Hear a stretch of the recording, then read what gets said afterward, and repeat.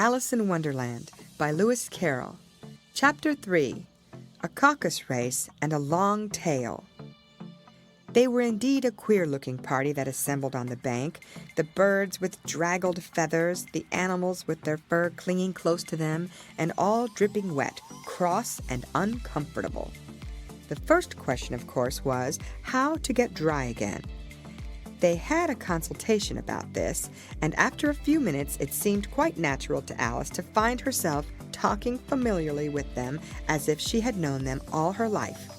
Indeed, she had quite a long argument with the Lory, who at last turned sulky and would only say, "I am older than you and must know better." And this Alice would not allow without knowing how old it was, and as the Lory positively refused to tell its age, there was no more to be said. At last the mouse, who seemed to be a person of authority among them, called out, "Sit down, all of you, and listen to me. I'll soon make you dry enough." They all sat down at once in a large ring, with the mouse in the middle. Alice kept her eyes anxiously fixed on it, for she felt sure she would catch a bad cold if she did not get dry very soon. "Ahem," said the mouse with an important air. "Are you all ready? This is the driest thing I know. Silence all round, if you please. William the Conqueror, whose cause was favored by the Pope, was soon submitted to by the English, who wanted leaders and had been of late much accustomed to usurpation and conquest. Edwin and Morcar, the Earls of Mercia and Northumbria—" "Ugh," said the Lory with a shiver. "I beg your pardon," said the mouse, frowning, but very politely. "Did you speak?" "Not I," said the Lory hastily. "I thought you did," said the mouse. "I proceed.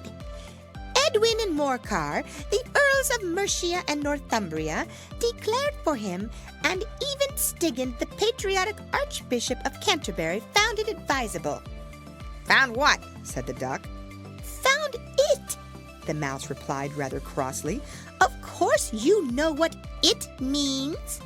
"I know what it means well enough when I find a thing," said the duck.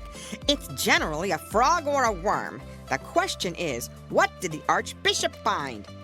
The mouse did not notice this question, but hurriedly went on. "Found it advisable to go with Edgar Atheling to meet William and offer him the crown. William's conduct at first was moderate, but the insolence of his Normans. How are you getting on now, my dear?" it continued, turning to Alice as it spoke. "As wet as ever," said Alice in a melancholy tone. "It doesn't seem to dry me at all." "In that case," said the dodo solemnly, rising to its feet, "I move that the meeting adjourn for the immediate adoption of more energetic remedies." "Speak English," said the eaglet. "I don't know the meaning of half those long words, and what's more, I don't believe you do either." And the eaglet bent down its head to hide a smile. Some of the other birds tittered audibly. "What I was going to say," said the dodo in an offended tone, "was that the best thing to get us dry would be a caucus race." "What is a caucus race?" said Alice. Not that she wanted much to know, but the dodo had paused as if thought that somebody ought to speak, and no one else seemed inclined to say anything. "Why," said the dodo, "the best way to explain it is to do it. And as you might like to try the thing yourself some winter day, I will tell you how the dodo managed it." First, it marked out a race course in a sort of circle. The exact shape doesn't matter, it said. And then all the party were placed along the course here and there. There was no 1, 2, 3 and away, but they began running when they liked and left off when they liked, so that it was not easy to know when the race was over. However, when they had been running half an hour or so and were quite dry again, the dodo suddenly called out, "The race is over!" And they all crowded round it, panting and asking, "But who has won?" This question the dodo could not answer without a great deal of thought, and it sat for a long time with one finger pressed upon its forehead, the position in which you usually see Shakespeare in the pictures of him. while the rest waited in silence. At last, the dodo said, "Everybody has won, and all must have prizes."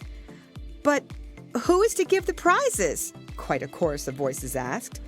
"Why, she, of course," said the dodo, pointing to Alice with one finger, and the whole party at once crowded round her, calling out in a confused way, "Prizes! Prizes!" Alice had no idea what to do, and in despair, she put her hand in her pocket and pulled out a box of comfits. Luckily, the salt water had not gotten into it, and handed them round as prizes. There was exactly one apiece all round. "But she must have a prize herself, you know," said the mouse. "Of course," the dodo replied very gravely. "What else have you got in your pocket?" he went on, turning to Alice. "Only a thimble," said Alice sadly. "Hand it over here," said the dodo. Then they all crowded round her once more, while the dodo solemnly presented the thimble, saying, "We beg your acceptance of this elegant thimble." And when it had finished this short speech, they all cheered. Alice thought the whole thing very absurd, but they all looked so grave that she did not dare to laugh, and as she could not think of anything to say, she simply bowed and took the thimble, looking as solemn as she could. The next thing was to eat the comfits. This caused some noise and confusion, as the large birds complained that they could not taste theirs, and the small ones choked and had to be patted on the back. However, it was over at last, and they sat down again in a ring and begged the mouse to tell them something more. "You promised to tell me your history, you know," said Alice, "and why it is you hate C and D," she added with a whisper, half afraid that it would be offended again. "Mine is a long and sad tale," said the mouse, turning to Alice and sighing. "It is a long tale, certainly," said Alice, looking down with wonder at the mouse's tail.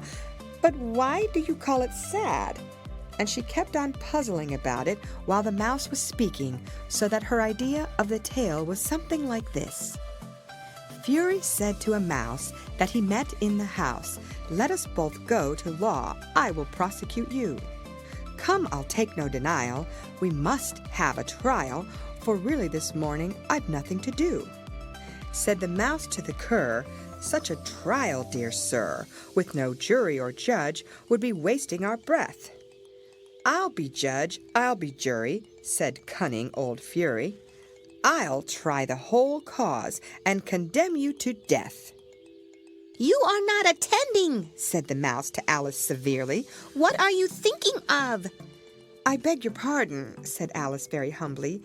"You had got to the fifth bend, I think." "I had not," cried the mouse sharply and very angrily. "A knot," said Alice, always ready to make herself useful and looking anxiously about her. "Oh, do let me help to undo it."